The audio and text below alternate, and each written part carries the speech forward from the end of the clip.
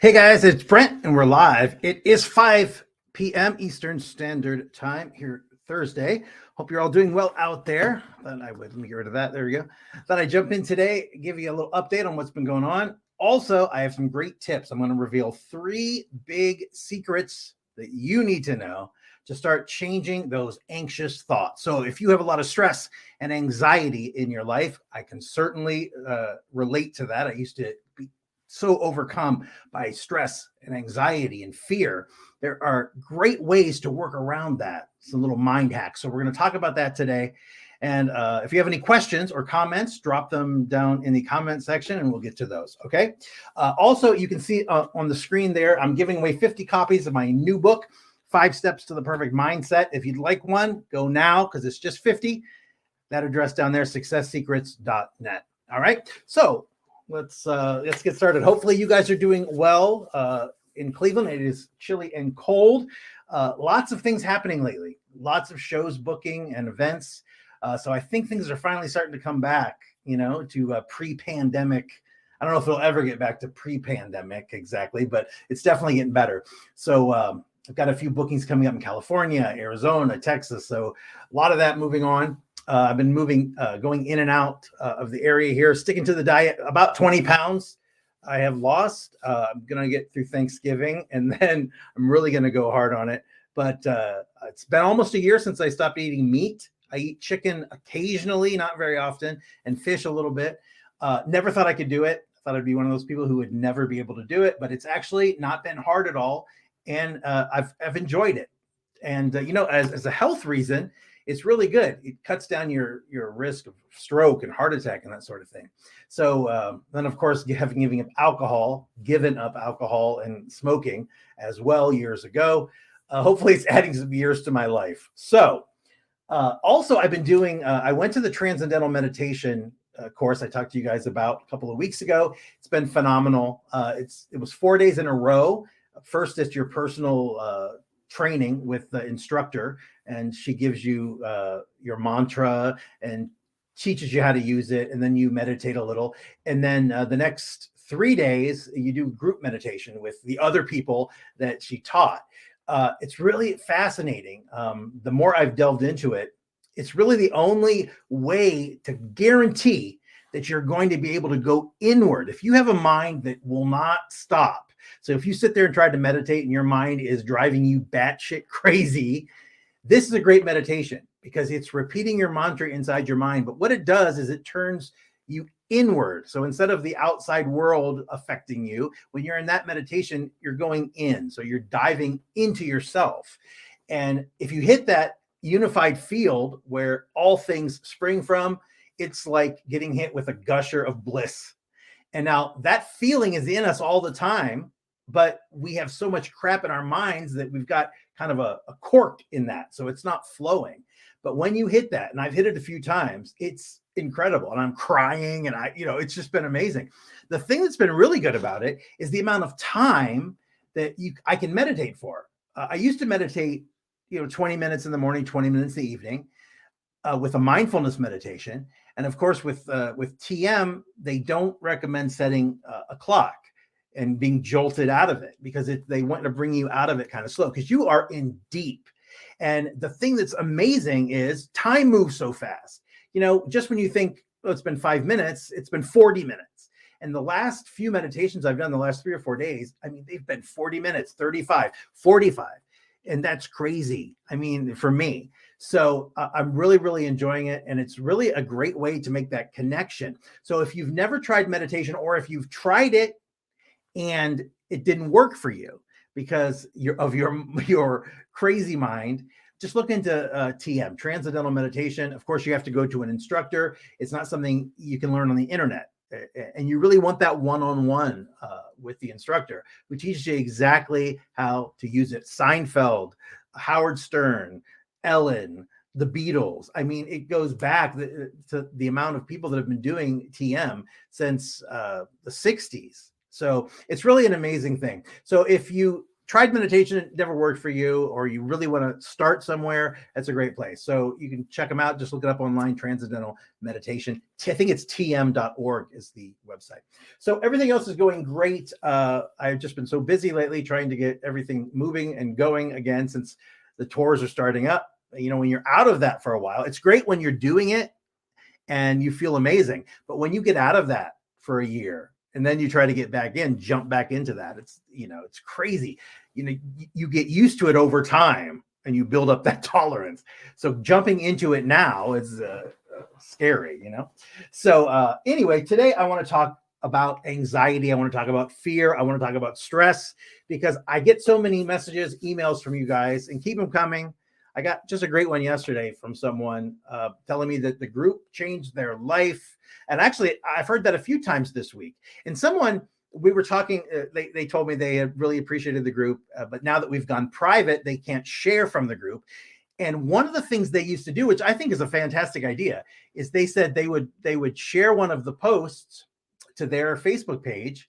And then any person from their friends list who would reshare it, for every time it was reshared, they would go back and read it again just to solidify the message in their mind.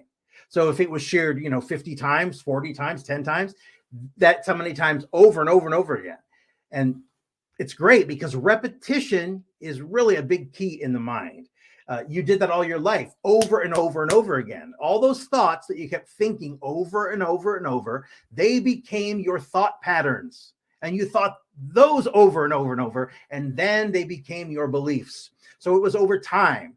When you came out, you were, when you were born, everything was new and amazing. You weren't programmed yet. You didn't have a religion. You didn't have a name. You didn't have likes, dislikes.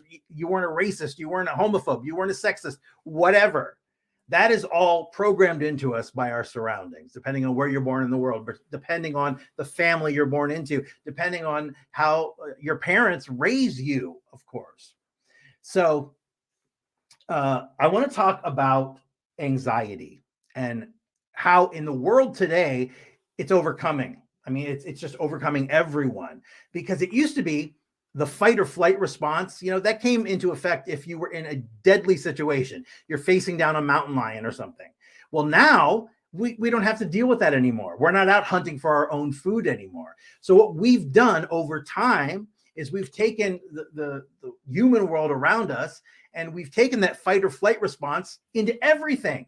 So we are under such stress and anxiety. And imagine what that is doing to not only your psyche and your body, but to your life, because you can literally be creating disease. Disease is dis-ease, not at ease. If you are full of stress, anxiety, fear, if you're going to bed with that, waking up with that, you are creating poison inside your body. Now, you guys know I had cancer years ago, Hodgkin's, and I was such a miserable person. And so just everything in it was so tunnel vision on myself. All I cared about was money. You know, I was just such a bastard of a person.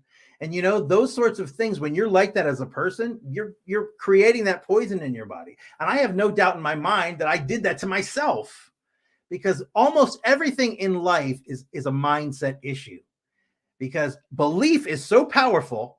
If you believe it, it becomes true. And you hear this all the time. But think about when they do a test, you know, a drug test or something in a hospital, and they do the blind test where part of the group gets the real meds and part of the group gets a sugar pill. And the people with the sugar pill have they're getting all the same results. That's because they believe it. That shows you the power of the mind. There's no other explanation for that. They're taking a sugar pill, the other half of the group is taking the real medicine, and they're getting the same results. It only comes from belief. And our problem is we don't believe in ourselves. We don't believe we're going to get what we pray for. We don't believe we're going to get what we want out of life. We just don't believe it. And without the belief, there's no trigger. You know, desire and all those things, that's fine. But wants and needs are going to pull you down when you're deciding how things have to be. Okay. So stress and anxiety is just running rampant in our society today. Think about how many times a day do you get that feeling in the pit of your stomach? and you feel nauseous and you feel overwhelmed. It's happening all the time. So I want to talk about that today. This is what I wrote down some notes because I'm not great with just trying to remember everything, even though I'm a mind power expert. There's a lot in there. So we have 60 to 80,000 thoughts a day. Think about that. Because if you're going through your life oblivious, that is what's going on up there. There is a tape running up there. 60 to 80,000 thoughts a day. The majority of those thoughts, the figure I've seen as high as 90%, those thoughts are negative. Those thoughts are unhelpful. Those thoughts are overall destroying your happiness. Imagine, like I said, the impact that's going to have on your life, on your psyche, on your body. Thousands and thousands of negative thoughts every day. Obsessive and pessimistic thinking, that is the voice of anxiety. Now, prove me wrong here. Think about it. Obsessive and pessimistic thinking is the voice of anxiety, because most people don't realize anxiety is manifested in negative thinking way before it becomes a negative feeling. So if you are trained to see those red flags, you will be able to stop this before you get sucked into it. Okay? There is no way that anxiety can be, that it's going to come in the feeling first. It's going to come with a thought. And if you know how to look for those sorts of things, you'll be able to take care of that. Okay? So the first thing you need to do, secret number one, is you got to change how you think. But when I say this to people, it sounds impossible. I have 60 to 80,000 thoughts a day. How am I supposed to do that? Well, first of all, you can go for the low-hanging fruit. Those are the things, like Michael Singer says, getting stuck in traffic, the guy in front of you driving slow, the weather is not good. Those are things that you don't have to get mad about. That should be the easiest thing to let go. You're driving on the road and the guy in front of you is driving slow. You're behind him yelling, cussing, and calling his mother all kinds of names. He has no idea what's going on. So you are the one suffering, not him. So we're doing that to ourselves. So those are the easiest things to get rid of, the small things. But with that many thoughts a day, you have to remember, any thought that has emotion tied to it is stronger, 10,000 times stronger. So even though you have 80,000 thoughts a day, if you have enough thoughts that are compressed, pushed, connected to positive emotion, really feeling it, 10,000 times stronger. So a few of those a day can negate all of that negative stuff that you don't even realize is going on because it's going in the background. Your subconscious runs anytime you slip onto autopilot. For most people, it's 80% of the day. You're driving, you're not thinking, I have to turn left, I have to turn right. That's all happening automatically. And in your mind, you're fighting with your spouse, you're planning dinner, you're thinking about your vacation, you're thinking about the birthday party you had when you were 3 and somebody spilled cake on the floor, whatever. You're not in the moment. Okay. So that's what you need to do. First of all, to start changing how you think, is become aware of what you're thinking, right? You got to know what's going on up there. And the thing I tell my clients all the time is take a Post-it note, write the word think on it, draw a happy face on it, anything, and post it somewhere where you're going to see it several times a day. Every time you walk by that and you see it, you're reminded to think, what's on my mind right now? And that's what you do, because then you'll start to see the amount of negative thoughts you're having. Okay. So disrupt the thinking patterns. That's how you start changing how you think. Our thoughts directly affect our feelings, obviously, right? We can't experience a feeling that is not preceded by a thought. Like I just said, you're not going to have a feeling without a thought coming first, which could be your warning or your red flag to say, this negative feeling is about to come upon me and I need to do something to get rid of it, right? So keep track of what you're thinking. When you see that Post-it note, stop, right? What's on my mind right now? And then have a pad nearby, a pen, just write it down. And over time, that journal or that book or whatever that is you're writing in is going to become your best friend, because you're going to be able to go back and you're going to be able to see all of the negative thought patterns you have created. It'd be much easier to break those. So keep track of what you're thinking. Okay. Let's see. Okay, we talked about this. Stop several times a day. Uh, Keeping the journal, so important. I keep one next to the bed. You have no idea how many things come into your mind while you're sleeping in the middle of a really deep sleep. And it's gone in the morning if you don't write it down. You'd be surprised. So keep that journal with you. Keep it in your, ladies, in your purse. Guys, keep it in your pocket, whatever.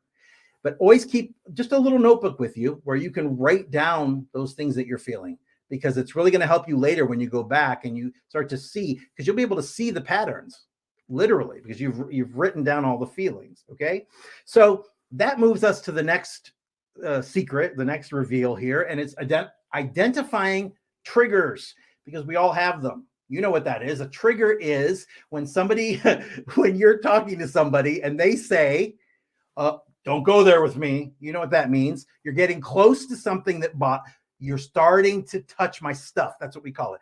You know, you're getting too close. You're touching the thing that bothers me.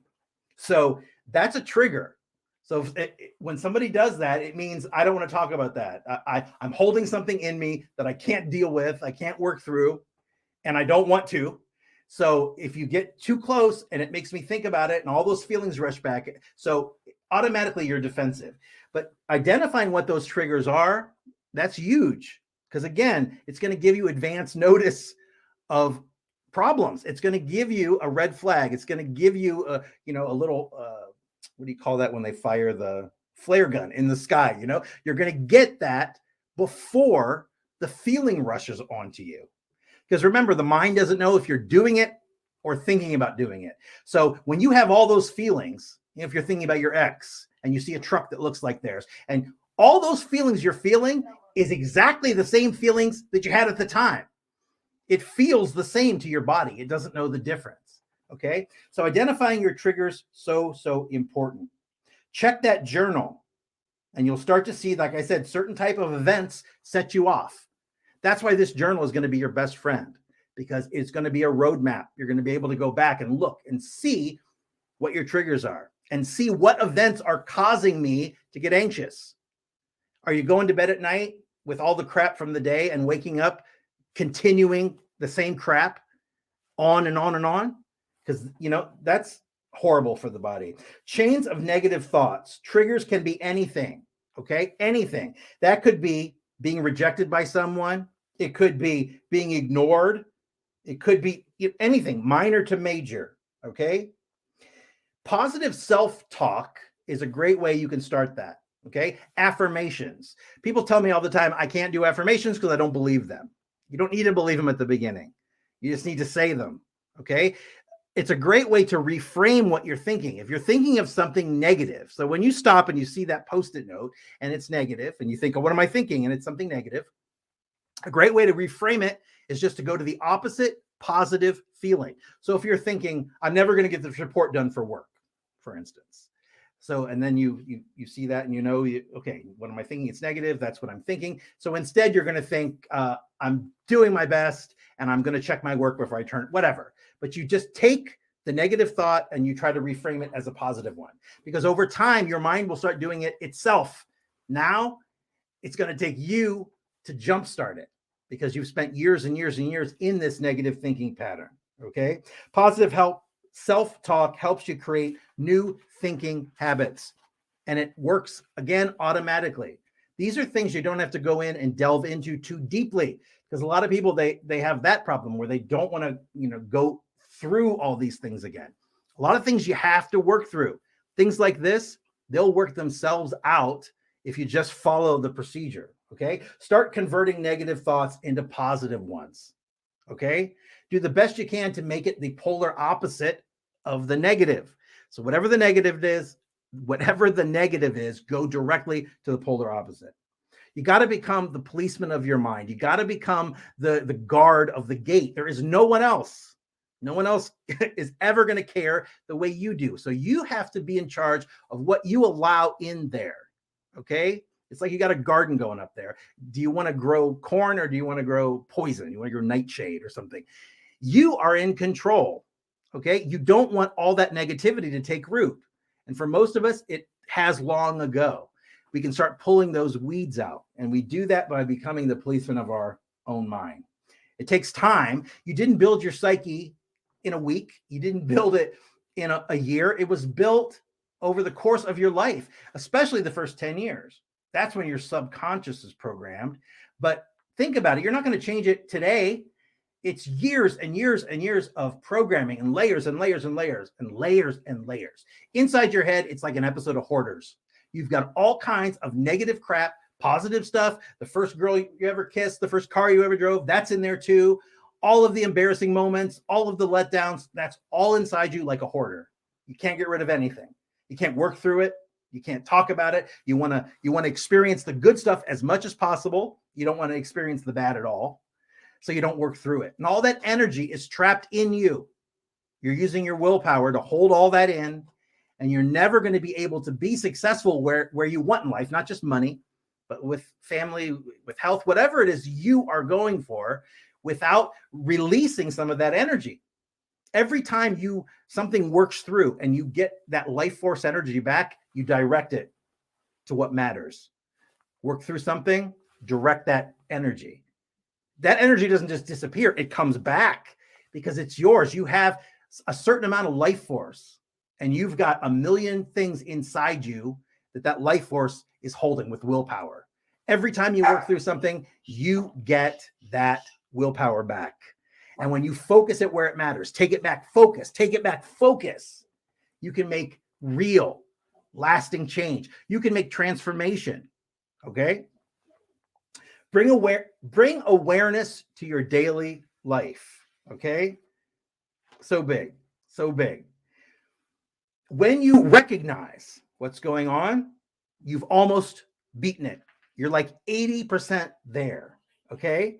When you are aware, so I have people tell me all the time, they start to say, they can't, for instance, they can't meditate because the mind is talking constantly. They're really upset because they realize they have so many negative thoughts. They don't know how to, but the idea that they know that they're having lots of negative thoughts is a win, because that's awareness. The loser in this game is the person who goes through their life and doesn't realize what's going on. Because if you're going through your life not knowing, and your mind is in control, which it's not, but you have given it control, you go through your life completely letting your mind ruin your happiness, scare the hell out of you, keep you from doing the things that you want to do. So being aware of your life, being aware of your surroundings, being aware is just almost everything. It's very close, 85%. You've almost made it, because awareness, soon as you shine awareness, the light of awareness onto some of these things, they disappear. These are illogical things that you've created, beliefs that you've created when you were a child. You weren't mature. You weren't logical. And now when you drag those things into the light, they can't stand up to the scrutiny and they just go. So these are some of those things I'm talking about. You don't have to work through. Just pulling them into the light and being aware of them, they leave because they can't stand up to it. When you look at them, you can see how illogical they are. So those will go automatically just with the awareness. Okay. Let's see. I've done 3 podcasts this week, 3 or 4. And the other day I wrote down this question because I thought you guys would enjoy this, but the person asked me, how does being self-aware play a part in controlling anxiety? Okay, that was the question. How does being self-aware play a part in controlling anxiety? Because like I said, awareness is almost everything. And I'll tell you, one of the reasons is because it's a prerequisite for choice and control. If your thoughts and your feelings are operating outside of your awareness, so like for most people they are, that puts your mind in control. You are the slave, the mind is the master. Okay? Those thoughts and emotions control you. You don't control them. They control you. You decide what you can and can't do in your life depending on what it is that bothers you. I can't do this. I can do that. I wasn't born in the right place for this. I'm a girl, so I can't do this, whatever. All these notions, right? So if your thoughts and feelings are operating outside of awareness, then they control you. If you want to control them, the first thing to do is shine that light of awareness on them. Like I said, 90% of the time they'll disappear without any work on your part. Those are just things that are ready. It's like low-hanging fruit. They are ready. You just have never given them any of your time or energy to work through. So it's going to do it automatically. All right. We spend 40% of our time in the past, 40% of our time in the future. That's every day. Think about your day. How much of your day is you thinking about all the stuff you could have done, should have done? This would have happened if I had done this, if I had married him, whatever. 40% of our day, we're doing that. We are turned backwards. We're looking at the past, which we can't change. And the other 40% of the time, we are trapped in the fear of the future, which is, oh my God, this is going to happen. I'm going to lose the job, whatever. This is going to happen next week. 20% of the time, we're in the now. And that's the only time we can make real change. It's the only time you can access. It's the access point for change. Because from the past, first of all, there is no past. When the past was happening, it was now. There is really no future, because when that future moment finally comes, it will be what? It will be now. So there is only now. These two things are mind created. Future, past do not really exist. So stop living there. The more you can expand the amount of time you're in the present, the more you're going to be able to transform your life. It's the only way, because you have to do it in the now. Hoping that somebody else is going to do it or it's going to happen tomorrow is not going to work. You have to take action. Okay, the action step makes it all work. So how does that play a part in controlling anxiety? It's just like I said, as soon as you're aware, the anxiety will go. Those things aren't made to be held up as an adult. They're just mentally, they're not logical. Okay. Changing the programming, because that's what we're all programmed. We've been programmed since we were born by the people around us, by the media, the government, society, everything. Where you were born in the world, you are a blank slate that has been programmed with a name and a religion and all of those things. Are they yours, or were they given to you by someone else? Are you living someone else's dream? Are you living someone else's belief for what your life should be? That's the thing you got to ask yourself. And then what does that come with? It comes with awareness. So just being aware. All right. You got to take responsibility, and you got to take responsibility for where you are right now. This is freeing. It's terrifying, but freeing. When you admit that you are where you are because of you, it's scary, but it also frees you, because you are the person. It's like you've been locked in a prison your entire life, and the key to the door is in your pocket, and you just haven't taken it out. That's what's going on here. Okay. You got to take responsibility for where you are right now. And this is the real you, not the you that you show your friends and the family and the you that you're pretending to be for the neighbor. This has to be you, the real you. When you acknowledge the realness, the real person, that's the first step. Okay. That's the first step to controlling your mental, your mindset. Okay. Your actions, your mental state. There are some people that think that outside forces, okay, are controlling their life. So it's always someone that's done this to me. It's always, God hates me. My boss doesn't like me, but there's always someone else to blame outside of yourself. And when you do that, you never take responsibility. You can never get the success that you want, because you're constantly laying blame somewhere else when you got to bring it back home. You have to, because you have to admit that you are where you are because of you. The choices you made, the things you did in the moments that have passed have brought you to where you are. So stop blaming. We have people, I've heard people blaming their mother who's been dead since 1975. Does that make any sense? She's dead, gone. Her energy is now in another form. And you are still living with all of this pain and turmoil. You got to let it go. Okay. Take responsibility for where you are. Also, another prong of this is you have to know where you want to go.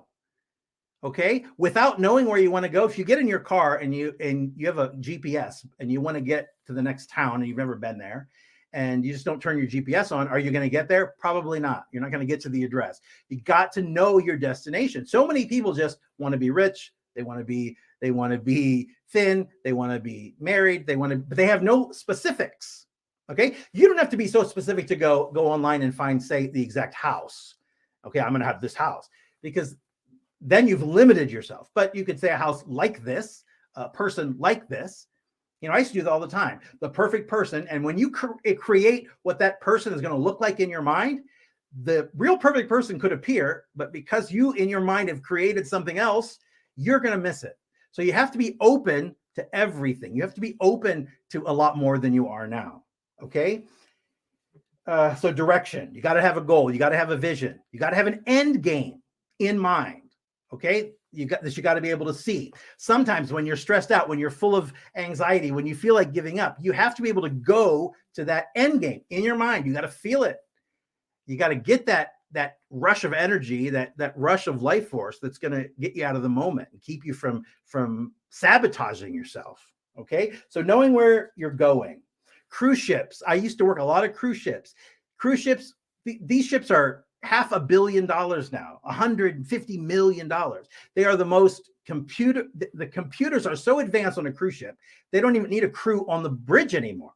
They can go up in the morning, they can type in where they're going to go, they can hit the button and leave, and the ship will end up in the next destination. Think about that. How amazing is that? Now, imagine the same cruise ship, and this time the person just goes up, starts the engines, starts the ship, and then leaves. But they didn't put in a destination. The ship is going to crash very quickly, right? And run aground. It's never going to make it to the next port because there's no destination.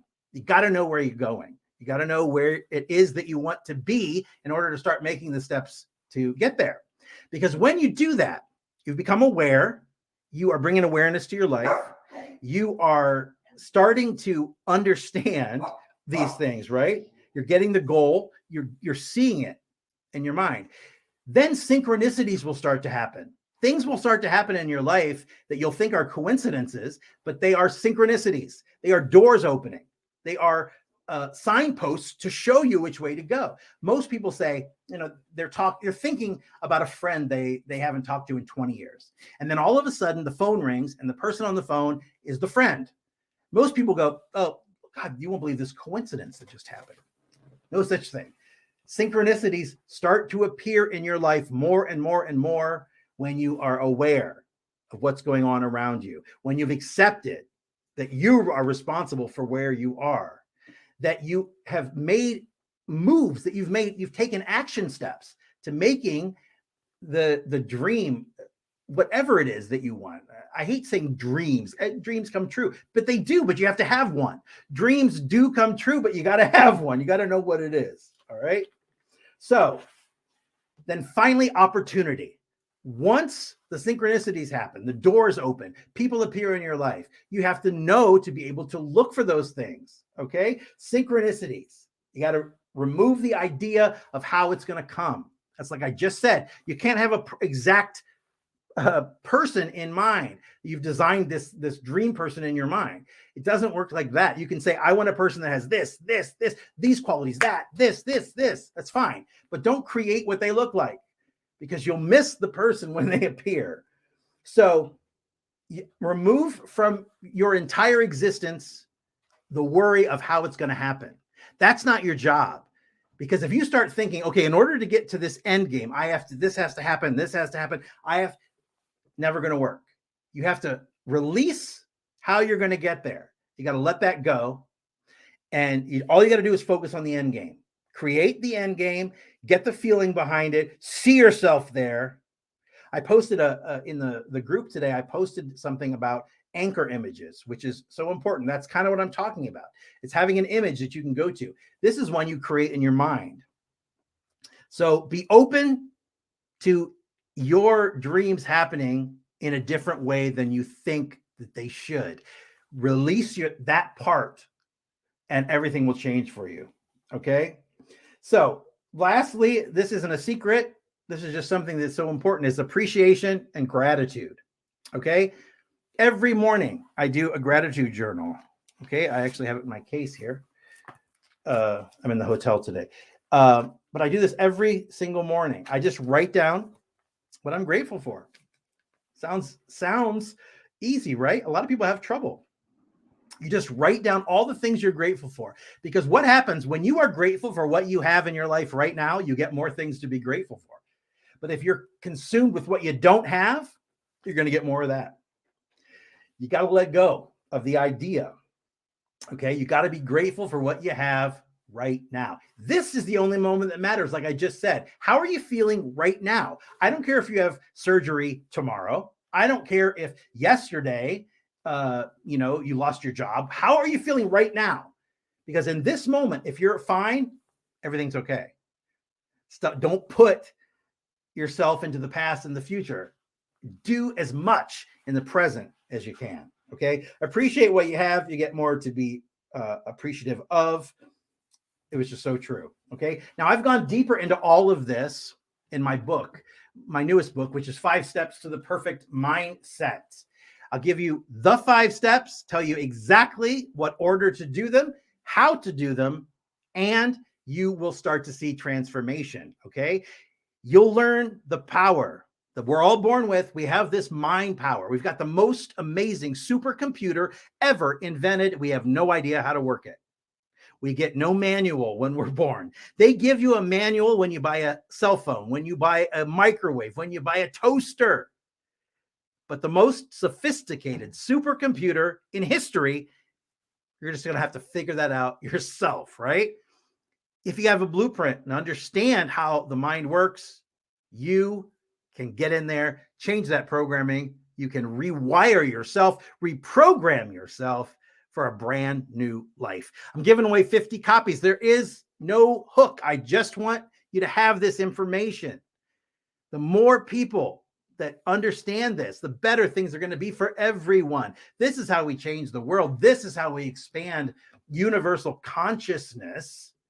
Okay, by getting these ideas out into the mainstream. They are being held by the elite, by the few for all these years. Even for me, I've taught these things to corporate CEOs and celebrities and sports teams. Those are the last people that need this. It is the everyday person that needs this understanding, because it will change the world. Once we get to, mass consciousness, it really, really will. And so many people are meditating, and so many people are banishing fear, anxiety, and stress. And by doing that, you are not impressing, you're inspiring the people around you. You are showing your children what can be done with a little brain power. All right. Now, if you haven't joined our Facebook community, you definitely should. It is a fantastic group, like-minded people. It is now private. This used to be a public group. We have about 9,000 members, but we went private last month. We want to be able to share more. I want to go deeper into the teachings. We also, a lot of members didn't like to post a lot because you could see the posts. Anyone could see them, as an outsider. Now only members have access. So if you are a member and you don't post because of that reason, you can post now. All right. And I ask you, please, it's a free group. We put a lot of time and effort into this group every single day for you to give you the knowledge, the skills, the systems, the techniques, the tips that you need to change your life. And there's no cost for that. But what you can do for me, if you want to help, is invite your friends, invite your family. At the top of the group, there's an invite button. Invite everybody you know, because this is a positive thing. This can change lives. So the more people, the better. It's the Students of Self-Empowerment.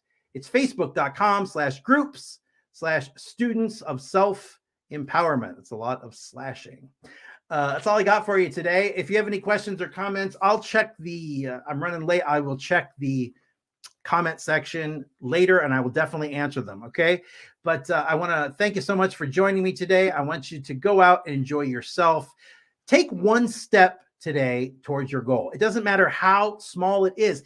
Any step, no matter the size, in the right direction towards your dreams, towards your goals, towards making happen in your life what you've been waiting for, is success. Doesn't have to be a huge step. Take one step, one tiny thing. What can you do today, right now, to start making the change that you want? Life's going to be over before you know it. Stop waiting. Stop putting off happiness. You can have it now. In fact, only you can grant it to yourself. You just have to know how. Grab your book, successsecrets.net, and I'll see you back here in just a few days.